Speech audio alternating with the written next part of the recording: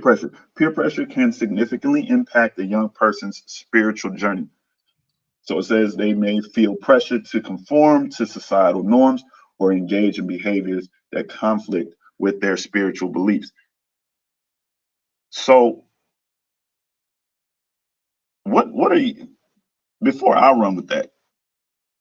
Let's go to Mecca. Mecca, what are your thoughts on that as far as when it comes down to peer pressure? Like how do you feel about that? Well, that that is one of the main reasons for sure. I think that's because of fear, because fear plays a big role for sure. Rather that's religious or not, or even just being in a toxic environment of judgment, because like as I mentioned before, there's so many expressions to um go by when trying to find yourself, especially since we live in a more liberal world, like I said, less traditional, as I mentioned before.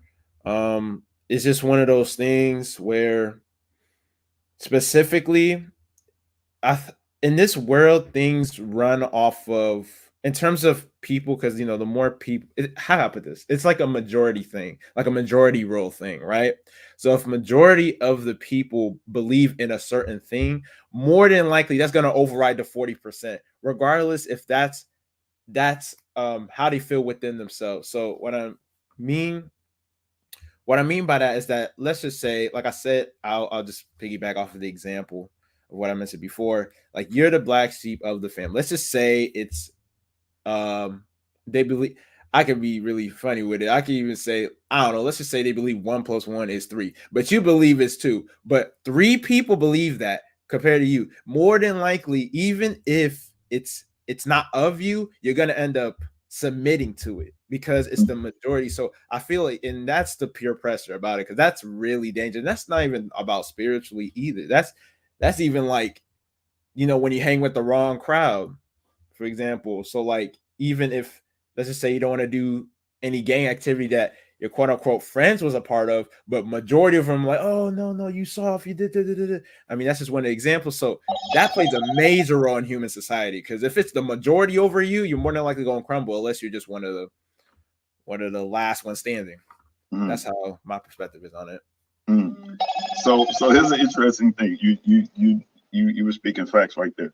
Here's the interesting thing. Let's take it back to the parents real quick. And let's just say your parents are in control of where you go to school. Your parents are in control of where you go to church.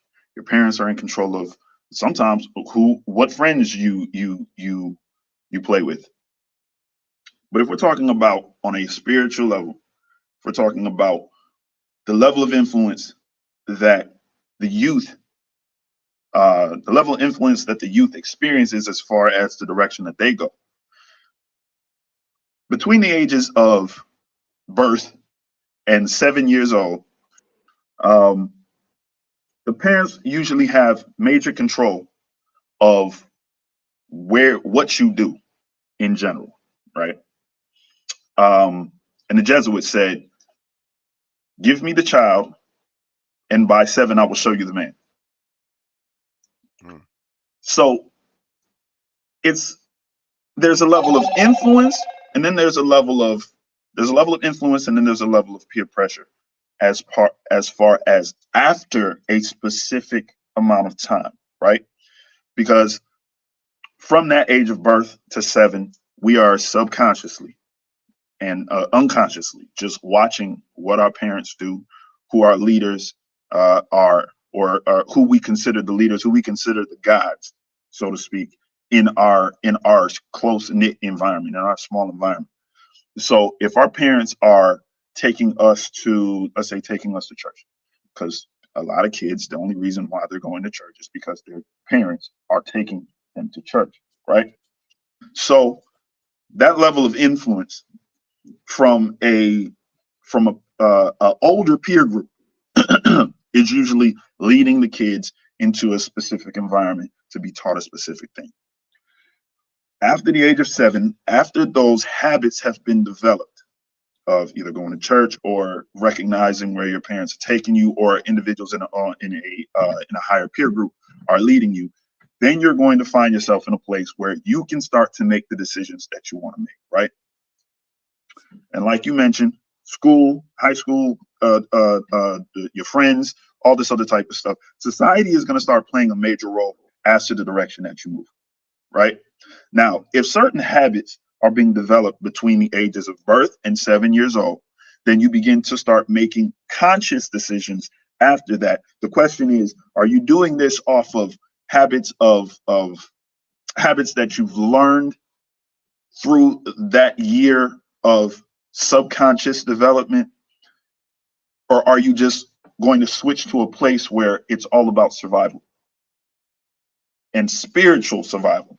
Because if you go to high school, when you go to middle school and you go to high school, the decisions that you make, it becomes more spiritual than anything, because now you're conscious about the things that you're doing, especially when it comes, let's say bullying, for example, right?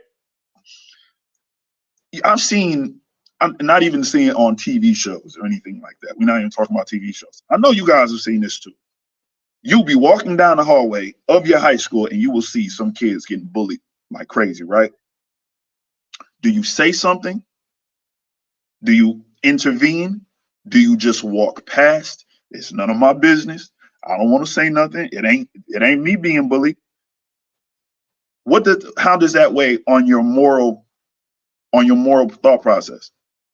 How does that weigh on your spiritual thought process? Because depending on who your older peers, your parents, the community that they engrossed you in, they brought you in, the church, your uncles, your aunts, their friends, like who was involved in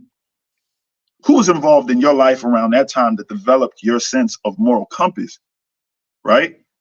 And also your spiritual belonging. Because that right there is going to influence how you move from then on, from conscious decisions. Are you being pushed to ignore things that are against what you believe being right?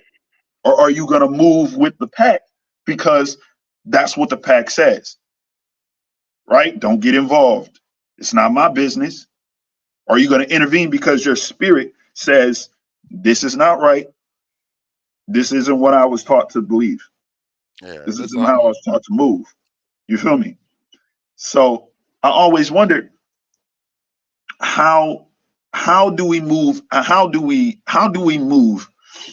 based off of our conscious and subconscious thoughts after a specific amount of time? And I'm gonna give that to you, buddy. Like, what are your thoughts, man? It's a point you made earlier that's coming up to me now. Remember when you said from the time of birth to 7 years old, your child will you know come to see, you'll see the man in your child, right? Mm. And let's take that same 7-year-old, fast forward 7 years, they're in high school now, and they're walking down the hall. What you ingrained in that child at that 7-year-old stage: stand up for others, you know, always do the right thing, this, that, so and so. That is what's going to make that decision when that child is walking down the hall and seeing other kids get bullied. They're not going to sit around and just watch it happen. If they came from that type of family environment of, family first, um, look out for everybody, treat everybody as equal, so and so. They're going to try to do something, at least say something, intervene, right? While they're walking past. And the same goes for society. So it's like you can already tell what that how that child will will act in society based on what they do in school and how they interact with others. And I just wanted to bring that point up because it was profound what you were saying. Igbo when, yeah.